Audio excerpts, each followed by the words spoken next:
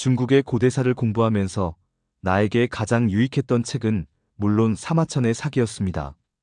사기 중에서도 사기세가가 가장 많은 도움이 되었는데, 사기세가 중에서도 조세가가 가장 흥미로운 부분들이 많아서 읽을 때 즐거웠습니다. 읽다 보면 중국 고대 역사의 민낯을 보게 되는데, 내가 대략 상상하던 중국의 고대사와 크게 다르지 않았음을 재차 깨닫게 해주었습니다. 조나라 왕가가 넓게 보자면 진시황제와 같은 일족이었다는 사실, 그리고 그들의 가계가 거슬러 올라가다 보면 결국 동이족에 그 뿌리를 두고 있었다는 사실, 상산의 조자룡이 삼국지에 등장하는 역사적 배경에는 조나라의 북벌이 있었다는 것 등등. 조나라의 역사를 읽다 보면 거의 중국 역사의 절반을 읽는 듯한 착각에 빠질 정도였습니다. 조나라 왕가의 먼 후손뻘 되는 것으로 미루어 짐작되는 조광윤이 송나라를 건국하고, 과거 본인이 동이족 출신이었음에도 주나라의 문화에 흠뻑 빠져 결국 중국 학문이 신이 된 공자가 사실은 송나라 출신이었고, 그 송나라는 주나라에게 멸망당한 상나라의 유민들이 세운 국가라는 것 등등 감추지 않고 홀딱 까발려져 있음에도 바로 보지 못하고 아무도 직시하지 않으려 하는 중국 역사의 진실과 마주하게 되는 것이었습니다. 전국시대의 칠웅의 하나였던 조나라의 역사만을 따로 떼어내어 살펴보아도 이야기들은 매우 극적이며, 사건 하나하나가 중국 역사에 미치는 파급력이 적지 않았음을 쉽게 알 수 있을 것입니다. 진나라와 일전을 벌였던 장평대전에서는 무려 40여만 명의 조나라 포로들이 생매장 당하였고, 이는 나를 경악하게 만들었습니다. 도무지 상상조차 되지 않았습니다. 1000명도 아니고 10,000명도 아니라 40여만 명이라는 숫자의 사람을 어찌 모두 땅에 다 파묻을 수 있다는 말입니까? 호복기사라는 고사성어로도 유명한 조나라 무령왕이 무분별한 자식, 사랑 때문에 궁에 갇혀 쓸쓸히 굶어 죽는 장면 또한 제게는 매우 인상적이었습니다. 여기서 호복기사란 오랑캐의 옷을 입고 말등에 올라탄다는 의미입니다. 제가 조세가를 읽으면서 상산의 조자룡을 떠올리는 것도 이 때문입니다. 자고로 중화의 바깥 이민족은 북적 남만 서융동이었습니다. 그러나 중원의 조나라가 북진하며 마주하게 된 이민족은 북적이 아니라 호, 즉 흉노였습니다. 그런데 조나라의 무령왕이 호복 즉 흉노의 옷을 입겠다는 말입니다. 여기서 호복 즉 흉노의 옷은 아마도 말등에 타기 편한 바지를 의미할 것입니다. 즉 기사하기 위해 호복한다는 말이겠지요. 사실 조나라의 무령왕이 호복기사를 주장했다는 이야기는 그 이전 중국의 역사를 거슬러 올라가 주의 깊이 읽어본다면 더욱 흥미롭게 여겨질 것입니다. 조나라 왕가가 중국의 역사에서 크게 두각을 나타나게 되는 근본 바탕에는 주나라 모광의 신하였던 조보가 8필의 말을 모광에게 바치고 그 말들을 부려 모광에게 충성했던 일화가 있었습니다. 더 거슬러 올라가다 보면 중현 또한 그 시작은 마부였습니다.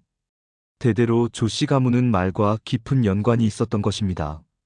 그런 깊은 유래를 갖고 있던 조나라 왕가의 무령왕이 말잔등에 올라탄 것은 이제 더 이상 말이 끄는 마차에 올라 타 멀리서는 활을 쏘아 맞추고 가까이서는 긴 창을 찌르고 휘두르며 종횡무진 전장을 누비던 전차를 활용한 전쟁의 종말을 고하는 신호탄이 쏘아 올려진 것으로 보면 될 듯합니다. 조나라의 모체인 진문공의 진나라는 위수와 황하가 만나는 지점의 길목 동쪽 인근에 있던 나라였습니다.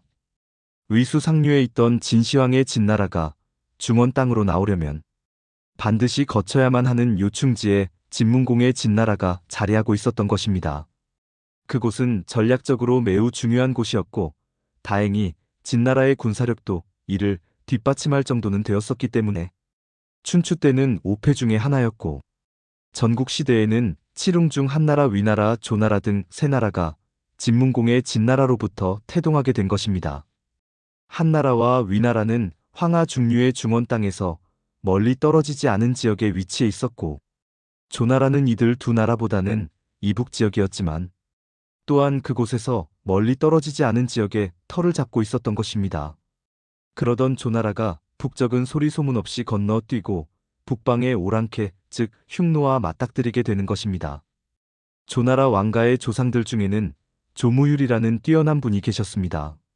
그분이 당시 진나라에서 가장 위세를 떨치던 지백 가문의 미움을 사게 되어 진양 땅으로 달아나 숨을 때 신선들이 와서 전했다는 전설 속의 문서에는 이렇게 적혀 있었다고 합니다. 진양 땅이 바로 태원입니다. 조무유라, 우리는 곽태산 사냥 후의 천사다. 3월 병술일에 우리는 너로 하여금 되돌아가서 지씨를 멸하도록 할 것이니 너도 우리를 위해서 100개의 성읍에 사당을 세우고 제사를 지내라. 그러면 우리가 장차 너에게 이모의 땅을 줄 것이다. 너의 후손에 이르면 굳센 왕이 나타날 것이니 중략. 그는 하종을 손에 넣어 휴온과 제맥까지 이를 것이니 남쪽으로는 진나라의 다른 성읍을 정벌하고 북쪽으로는 흑고융족의 한 지파를 없앨 것이다. 민음사에서 나온 사기세가에 나오는 글입니다. 도교의 참의서와 같은 별 의미 없는 글일 수도 있겠지만 조무율이 비서를 공개하는 방식을 활용하여 자신의 정치적 야망을 드러낸 것이고 그의 후손들에게는 그들이 달성해야만 하는 선대의 유명을 남긴 것으로 볼 수도 있을 것입니다. 조나라는 훗날 진시황의 진나라에게 멸망당하기는 하지만 조무율의 이 꿈은 대개 이루어진 듯합니다. 그러나 글에 나오는 휴온이나 제맥을 언급하는 부분이 제게 거슬리는 것은 조무율의 야심이 지나치게 커서 한반도까지 그 화가 미치지는 않았을까라는 염려 때문입니다. 조무율은 벌써 이 일이 있기 전에 자신의 누이가 왕의 부인으로 있던 대나라를 멸망시켜 그의 야심을 세상에 내보였습니다.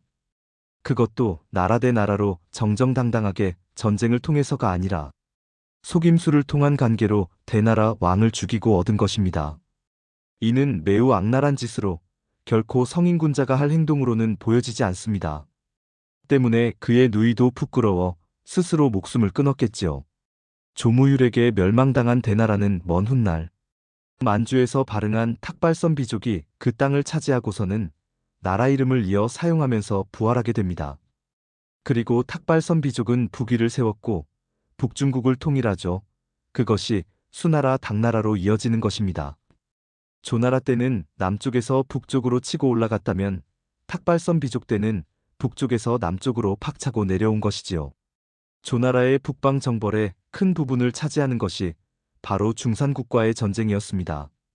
사기세가 조세가 기록을 보면 다음과 같습니다.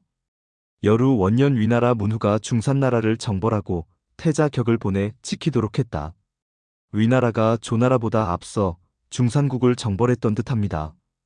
그러나 이후로는 대부분 조나라와 중산국 간의 전쟁입니다. 더 알아보도록 하죠. 경우 10년 중산나라 방자읍에서 싸움을 벌였다. 이미 위나라에게 정벌당한 중산국이 또 등장합니다. 아직 망하지 않은 모양입니다. 설마 중산국의 땅에서 위나라와 일전을 벌인 것은 아닐 것입니다.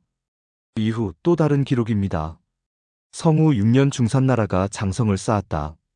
위나라를 정벌하여 탁택에서 처부수고 위나라 해왕을 포위했다. 조나라와 중산국은 끊임없이 싸웁니다. 지금부터는 무령왕 때의 기록입니다.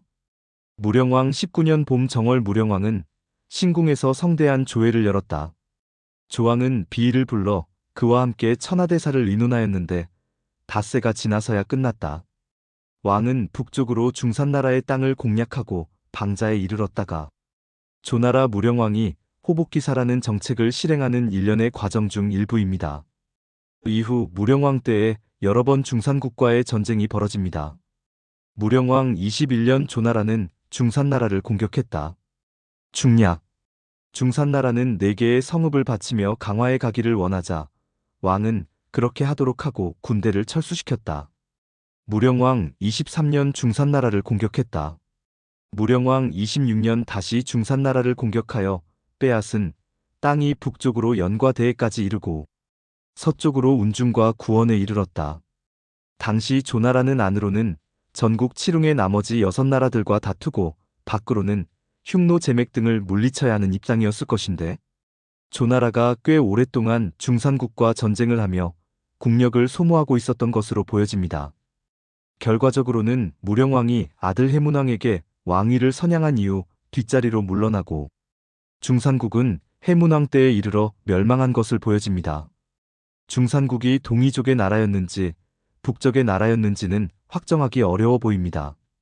단지 내려오는 기록에 따라 받아들일 수밖에 없는 입장입니다. 중산국이 누구의 나라였고 제후국이었냐 아니었냐의 가타부타를 떠나서 적어도 동주 시기에는 이민족이 세운 나라가 주나라, 제후국들의 사이사이에 존재했었다는 사실을 유추해낼 수도 있다는 점에서 이는 더욱 주목해 볼 필요가 있겠습니다. 중원 인근에 있던 조나라가 맥족의 땅에 도달하기 이전까지 큰 걸림돌은 없어 보입니다. 대나라와 중산국 정도인 것으로 보이는데 그 먼 땅 사이에 별다른 저항 세력이 없었다는 사실은 역으로 그곳이 중원의 지배력이 미치지 않던 지역이었다는 것을 방증한다고도 볼 수 있겠죠. 나는 중국의 고대 역사서를 읽으면서 늘 성읍 밖의 사람들이 과연 성읍 내의 사람들과 동일 민족이었을까 하는 의문을 갖고 있었습니다.